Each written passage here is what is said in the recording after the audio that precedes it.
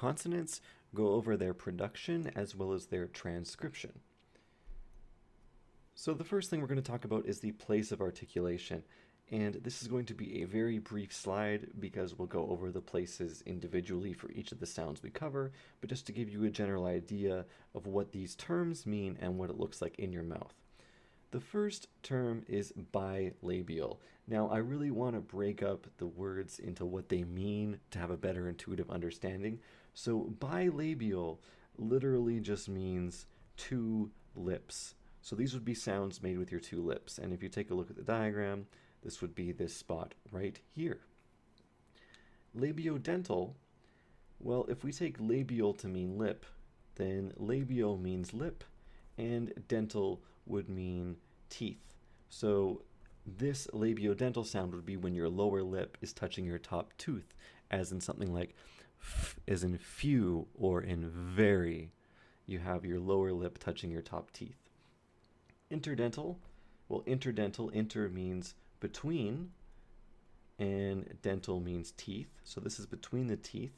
So when I talked about the words thought and though, those two sounds are made in between your teeth. Alveolar talks about something called the alveolar ridge. And I'm going to circle this on the diagram in red. So it's this little hard bump right behind your teeth. So if you put your tongue behind your teeth and just push it backwards until you start to dip upwards, it's that little hard ridge right before the upward dip. And that's your alveolar ridge. So these are sounds made there, and you might feel it more if you make a sound like tooth, that t in tooth. Your tongue is touching your alveolar ridge when you make the word tooth, or doom, or simple, or zeal. So the T, D, S, and Z are all made at the alveolar ridge. Alveopalatal is made just a little bit behind the ridge. And I'm going to erase this circle here, and the alveopalatal would be a little bit behind it, so on that dip. So a sound like sh, as in ship. If you feel a s and sh, you can feel there's a difference in how forward you are. S as in sip is on the alveolar ridge, while sh as in ship is a little bit behind it.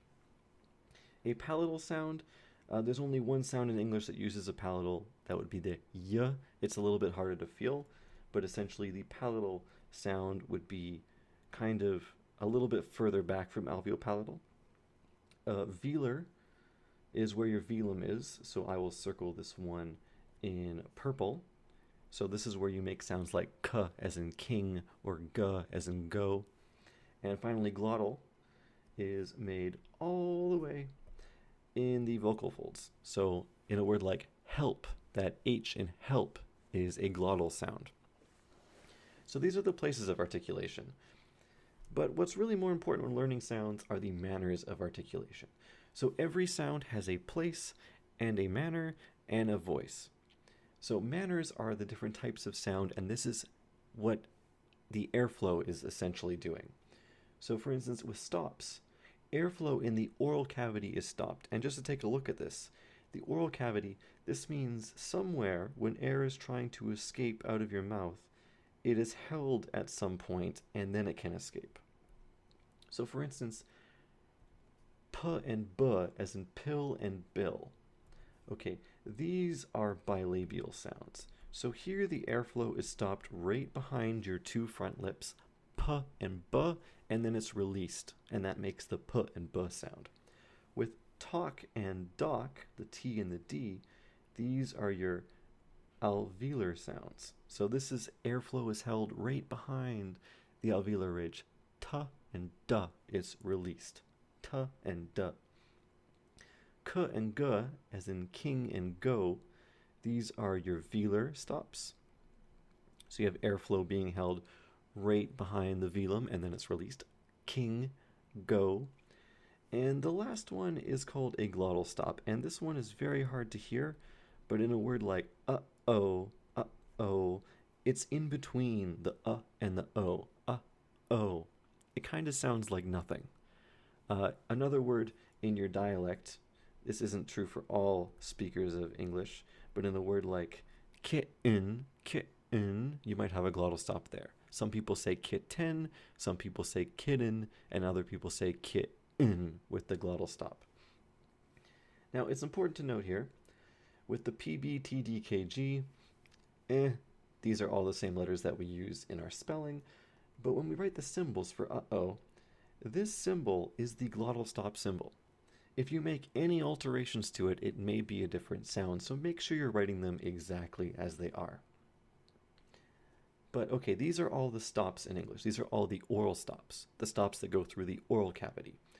And they all kind of have that similar quality where air is kept behind the part of your mouth, then it's released. P, b, k, g, t, d, You can definitely feel there's a similar quality between all of these sounds. Now, fricatives aren't stops. So airflow is continuous, but it's turbulent.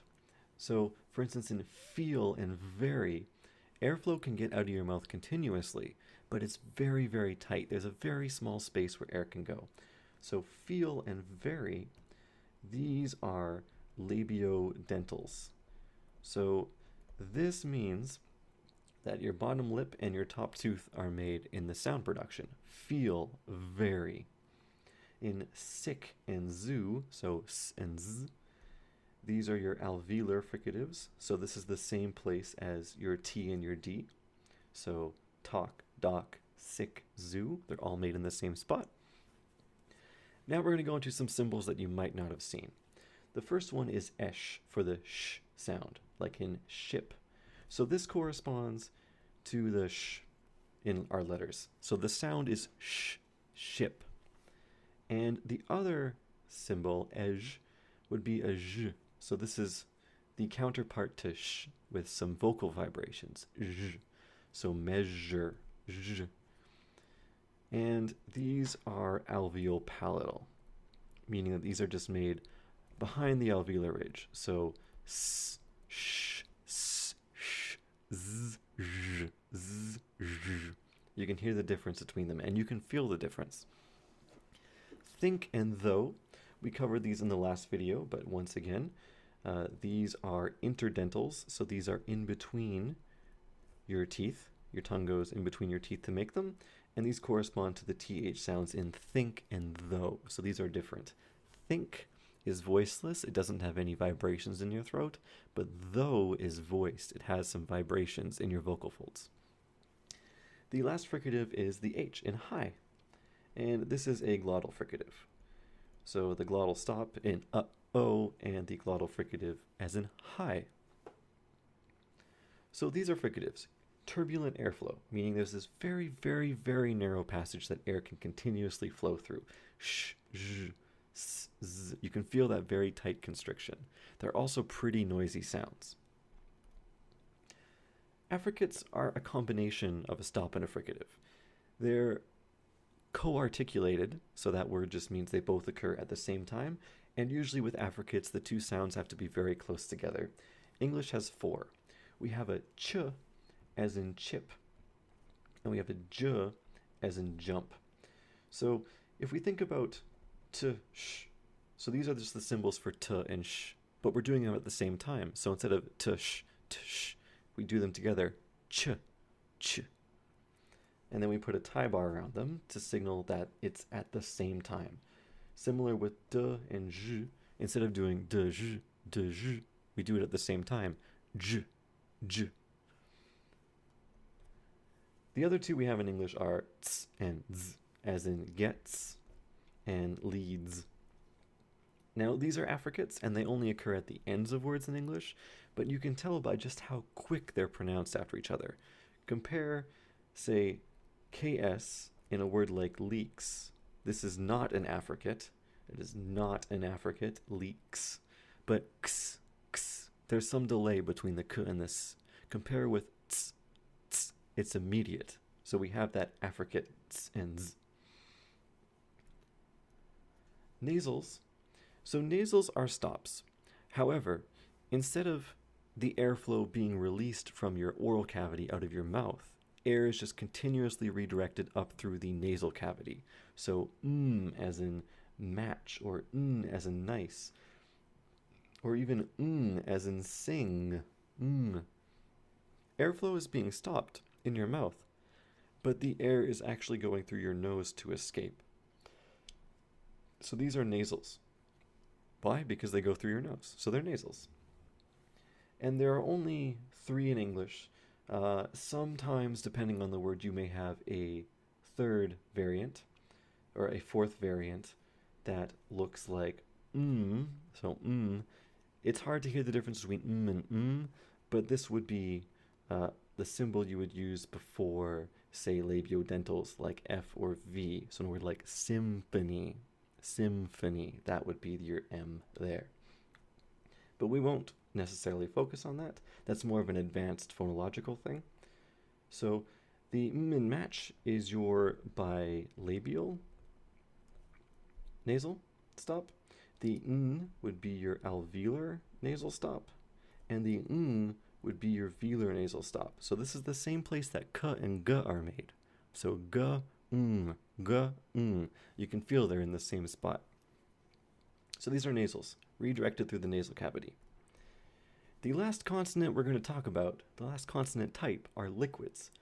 And this has continuous airflow, but there's no turbulence. So a word like light, compare that to light. There's way more airflow through the sides of the tongue to make light. And this, of course, is the L sound. There's another type of L we have in English that we usually don't introduce until phonology, but I want to introduce it to you because you will feel a difference for sure, and that's in the word feel. So in this case, your O in light is alveolar, so you can feel it at the same places. Light or light and d feel very similar. But in feel, you still have that alveolar part to it. Feel, but the back of your tongue is curling up a little bit. Well, I shouldn't say curling, it's moving up a little bit. So this is what is called a velarized L. So feel and light. And depending on the position in the word, you will either have the L as in light or the L as in feel. This is typically called a light L in light, and in feel, this is called a dark L. So at the ends of words, we get the dark L, and at the beginning and middle of words, we get the light L. Finally, the last liquid is ripe. That's the R sound in English, and the symbol is an upside down R, ripe. And this is an alveolar. So we need slightly more terminology to distinguish between L and because they're both alveolar liquids.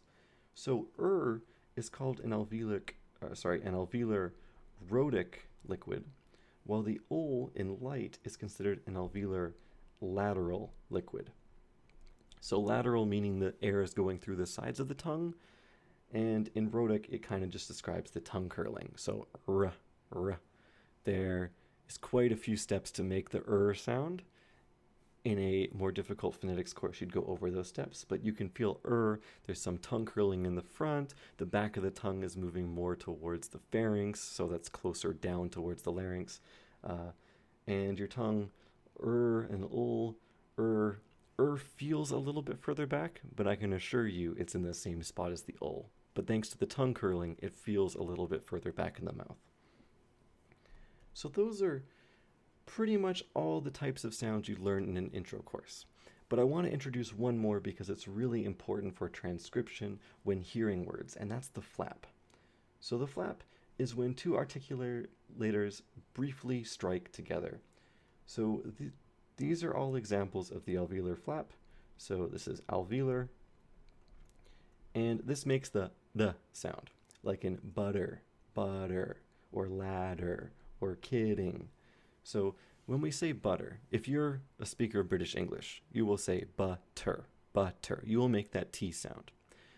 If you're speaking in Canadian or US English, American English, instead you have this sound that isn't quite a T, it's not quite a D, it's just this very brief strike against the roof of your mouth. Butter, ladder, kidding,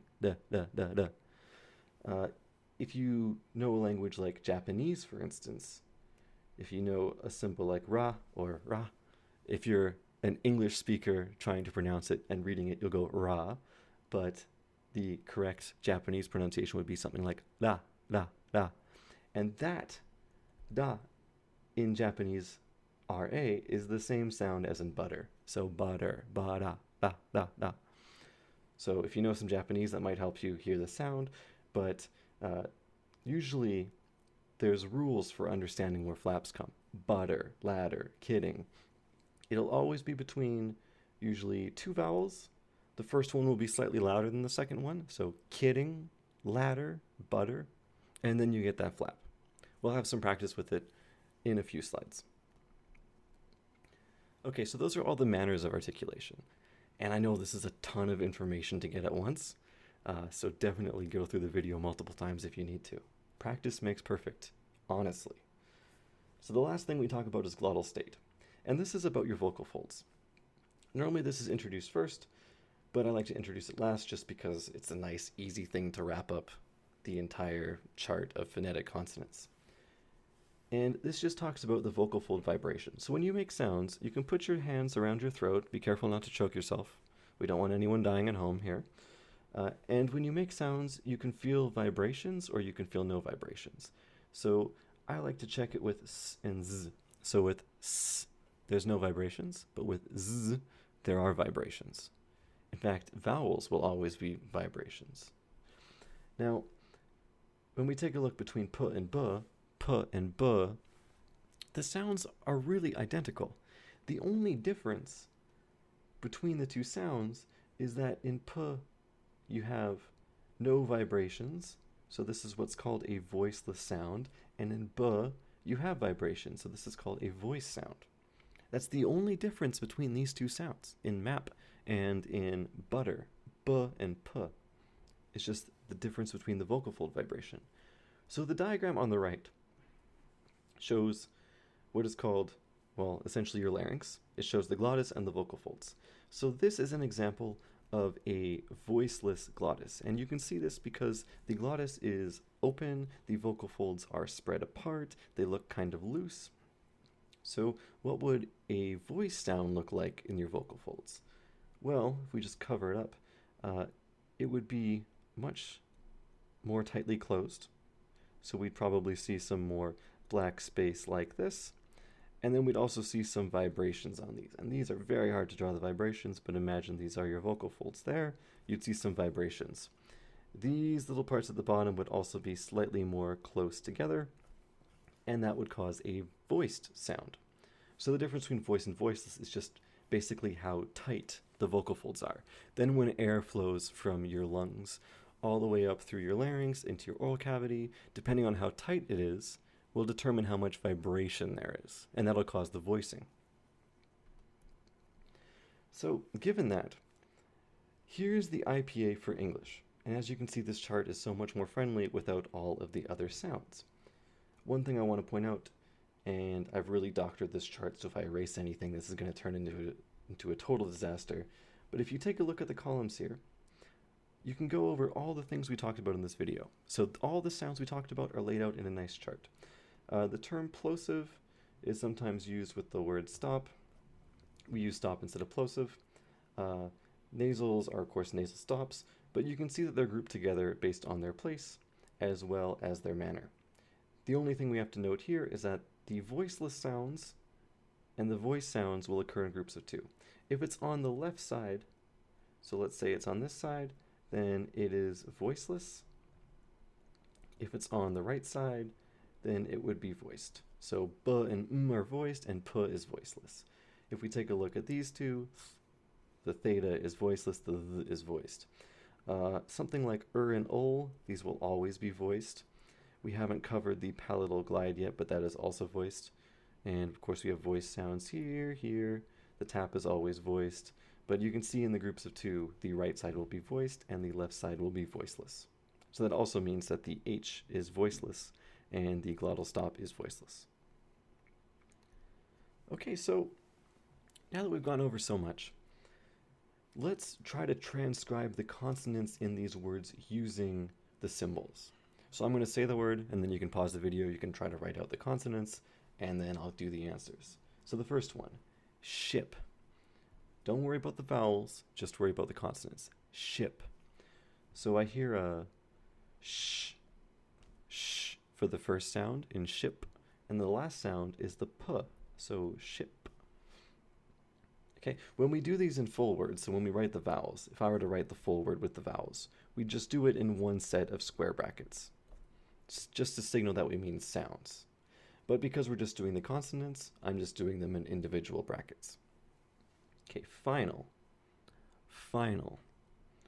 Well, we have a f at the beginning. Final, null, I hear an n. And final, final. What's your L doing in the back? So this is a dark L, final. You can feel your tongue in the back going up just a little bit, final. If you wrote it with just the regular L, that's also fine, because that is something you would probably do in phonology and not in intro phonetics. Okay, the next one, thong, thong. I hear a theta at the beginning, thong, the voiceless interdental fricative. You remember this? This is our velar nasal. Usually in English, it's represented by the N and the G. Okay, finally, the last word. Total. Total. Okay, listen to the middle sound there. Total. Okay, the first one, I hear a t for total. The last sound is going to be a velarized L as well. It's occurring at the end of the word. But that middle sound, total, total, that's our flap. So in my dialect of English, that is a flap, total. If you're a British English speaker, you would say total, total.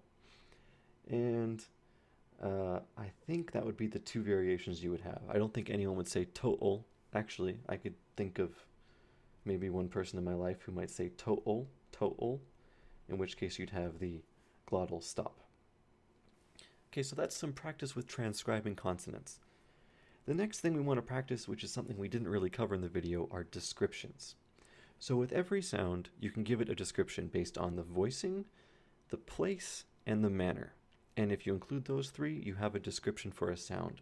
So for instance, a t is voiceless, it is alveolar, and it is a stop.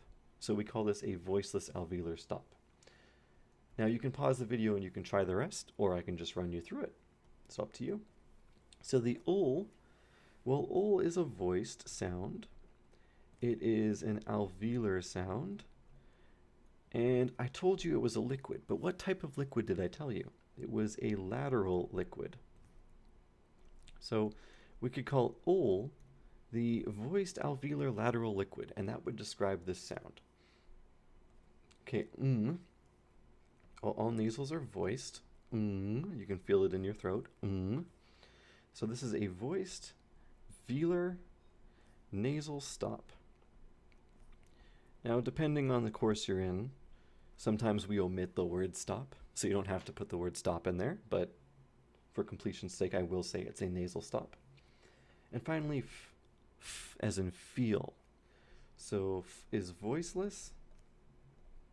It is labiodental, so it uses one lip and one tooth, or maybe two teeth.